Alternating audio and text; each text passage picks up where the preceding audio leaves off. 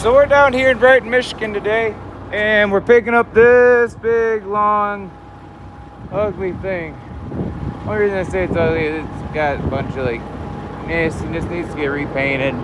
But it's going to the north side of Chicago. It's going to be getting redone and everything. If you watched our last videos, Dana's rooftop sign got kicked off a while back, and so we had to real quick make her one because we are in Michigan, and legally in Michigan you have to have a rooftop sign. So, and we'll see if that little sign even holds on. I don't know if it will. But anyways, we're going to be heading out here. We only have about a 4.5 hour drive, and then we're coming back right here to this same lot to pick up one more identical to that before headed down to Southern Illinois to grab 3 before going to Indiana to start a 6-unit project. So not excited about this one though, because it's got these low perimeter frames.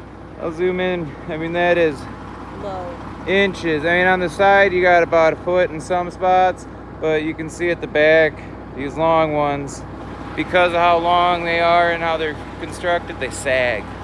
And if we have any railroad crossings, it could get interesting. So hopefully we don't. Crossings will maybe stopping. Yeah, I know. All right, I'll send you that new permit for Illinois or Indiana, and then we're out of here. All right, we're gonna try to get on the road here. I almost left some stuff on the back of my truck. That's why you always do a double check before, and I never checked my lights. So she's also supposed to have red flags that stick out at a diagonal on the top sign. That sign getting ripped off, not good for us because Michigan has stricter laws about pilot cars. And normally a 12 wide in Michigan wouldn't require a pilot, but because this unit is 80 foot long, it does require a pilot, which is why we were so anxious about getting her set up in some fashion that makes her look more legit. But I think everything else is pretty much ready to roll, so we're gonna try to get on out of here.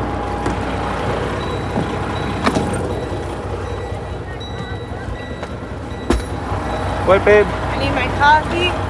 Here's your coffee cup. Is that right? All right, so as you can see, I'm actually on top of the unit that we picked up this morning. We were going down the road and pieces of like drywall kept flying off. What's going on is this whole piece of tar paper, I don't know exactly what it is, this whole thing was lifting up. So I've got a couple of 2x4s I'm going to nail down across the front of it, and hopefully that'll keep it intact. It's always something, especially with these office units, because they get moved around the country so much. So they're taken apart and put back together, taken apart, put back together. And you can see this one's got a lot of rot in it on the corner from where it was put together before with the rest of its units. So I'm going to do what I can and try to get this anchored down a little better, and then get back on the road. All right, so to fix this up, I just laid a couple of 2x4s down and tightened up the plastic along that side over there. And I really hope that works, because I really don't like getting up here and fixing houses on the side of the road. So it's not that we aren't used to doing it, it's just that we don't like to do it. So I'm going to put my tools away and get the ladder down and get out of here. Have a bottle jar that will be able to lift up the house? I'm not sure. We'll find out. I guess I spoke too soon earlier. We just started losing a tire, and if you remember from earlier in the video, these houses have those ridiculous perimeter frames under them. And so we'll see how easy or possible it is to actually get. In a quarter mile, make a U-turn at St. Mary's Boulevard. We'll see how easy or possible it is even to get jack underneath there. In a quarter mile, head east on. Alright, we're gonna jump out. I gotta figure out what we're gonna do here. not the greatest situation, not with these types of houses or units, but we'll figure it out. We always get it done, so we'll go take a look and see what we got.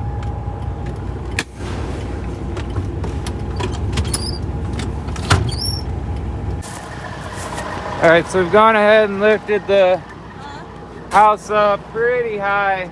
We had it on like one of the bottom holes, and so now we've got it lifted up pretty good. It's high enough to get the tire under it? I don't know. Grab out here. Take the tire. I'll grab the jack. I know it's jacks and to the grab. impact. Yeah, we'll need the impact.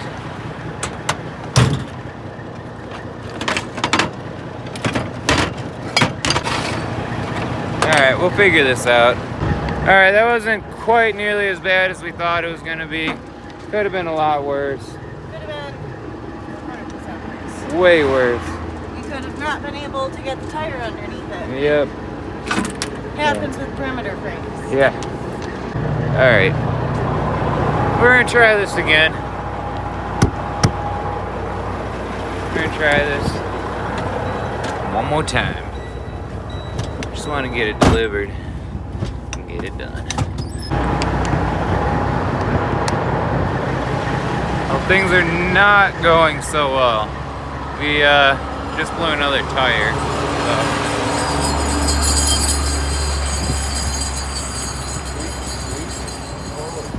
What? His trailer just squeaky. But yeah, we just blew another tire. Now we're gonna take a look and see. Well, it is the one that was in front of the last one. Not really sure what's going on.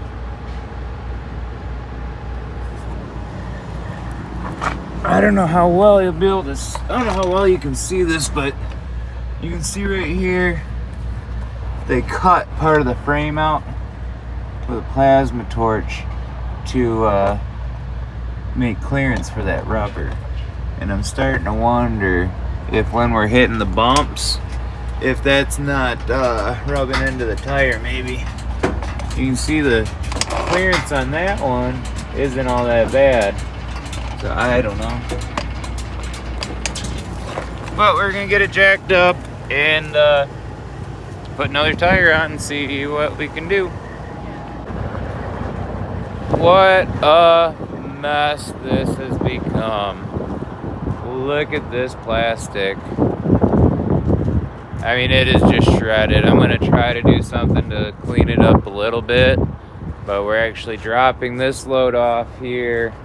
So I'm gonna try to close off some of this a little bit so we can run back and get the other one and pick it up first thing in the morning, then bring them both in tomorrow afternoon because we're just running out of daylight, but we can make it back over to where we picked this one up tonight.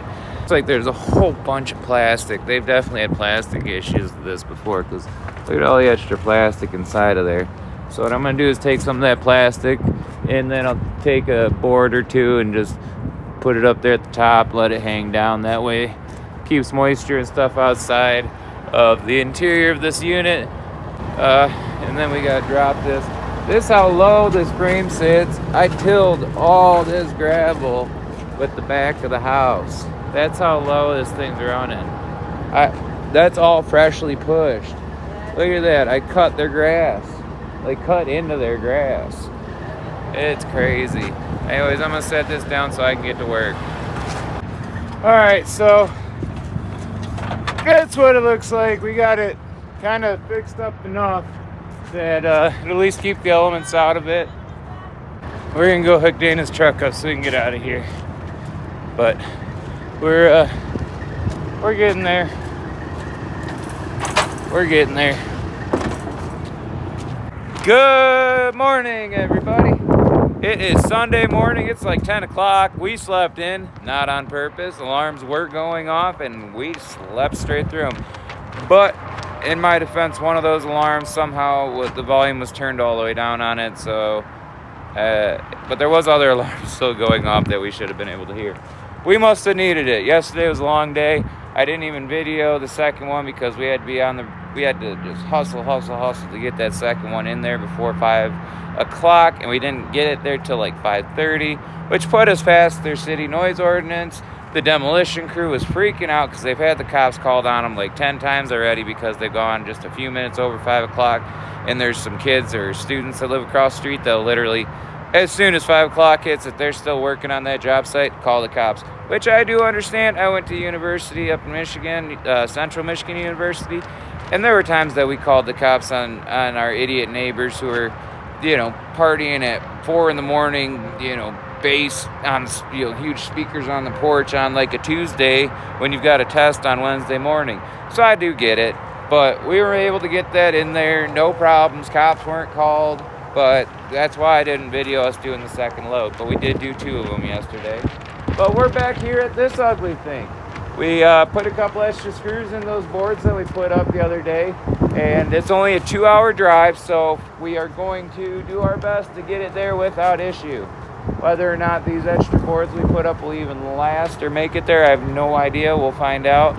I'm hoping so. We sank some extra screws in just to sure it up. But we're going to get this one up to Elgin, then we're going to hustle back down into Indiana, because Elgin's just up by Chicago. Then we're going to hustle back down into Indiana, West Lafayette. I'm going to pick up an 8 wide and pick up an 8 wide, and then we're going to hustle back down to Indiana to West Lafayette. I got a little 8 wide, tiny little itty bitty camper sized office unit that has to get picked up. Supposed to be done tomorrow. I'm going to try to get it in today. It's small enough that it's not an oversized, so even if it gets a little dark out, it's not going to matter. I'm just going to get it up there and park it at the driveway. And then after that, we're going to get ready because we got a 14 wide going to Elgin tomorrow out of Monterey, Indiana. So we're going to try to get this done today, get the next one done today, that's for tomorrow, and then that way we can get a jump start on next week's work. So everything is flagged up. I think Dana's inside just finishing getting herself ready. And then we're going to pull it onto that nice flat piece of pavement over there and level it out. Make sure we've got it as level as possible because I don't know if you guys recall, but these are the units whose frames are all bendy, twisty, and wavy. So if I get far enough back, you'll see it. It's bad. If I get far enough back, you'll see how bad the wave is on that frame. And we've done them before like this. They scare the crap out of us. Let's see here. Oh yeah. Yeah, you can see that. That's pretty gnarly. We have wind gusts up to 30 and sustained at about, 16 or so. So as long as it's not sustained any higher than 25 by law, we can still move these loads. And so since it's only gusting at 30, but sustained at like 18, we can legally move it, and that's what we're gonna do today. And this one's heavy as can be. If it was just an itty bitty little 12 wide, those, just a tin can, I don't think I'd risk it just because they can flip over pretty easy. But this one, with it being so gosh darn heavy, I think we'll be all right. So I'm gonna finish getting flagged up, and then we're gonna get out of here. All right, so we made it. Finally. There's not much left of the plastic on this unit. I mean, it's just gone. All of it's gone. The other side is actually perfectly fine. This side, I'd say maybe 60% of it's gone. We just have these front pieces left. And even this is a board from the inside pushing out. I don't know where it came from, but it just tore right through with nails sticking out. So happy to have this thing over with. Glad there was only 2 of them. There's more of them in Brighton, Michigan. They're supposed to come out here. And I personally am a little apprehensive on taking any more of them because that was quite the hassle. But it's done. We're going to hook Dana's truck up. And we got to do a little mending on her tow bar bracket. At 35. Oh, it is? It wasn't low? No. Yeah, these things have horrible TPS sensors. This is what happens to a car when you get it towed when it snows. Yeah. Your car always looks like crap after towing it. But this thing got bent in and it's a little loose, so I'm gonna take a pry bar, I'm gonna heat it up with a torch and pry it out so that it's a little straighter. You can tell that one's at like a, probably like a 30-degree angle, and that one's nice and straight. So we're gonna fix that up real quick before we throw the tow bar on, and then we're gonna head to the next load. Got like 30 hours on the clock and like 6 loads left to do. 7, but I'm gonna get 1 done today. So, but yeah, we're running out of time. So we'll see if we can get it all in before the end of our week comes, and we get to go back up home to Pentwater, where I will be going back to work on my 4Runner build, because that's really why I'm out here making money, just so I can buy more parts for the 4Runner. But anyways, I'm gonna put this down and get to work on that so that we can get to work on the next load, so that we can keep moving and keep making that beautiful money. Thanks for watching.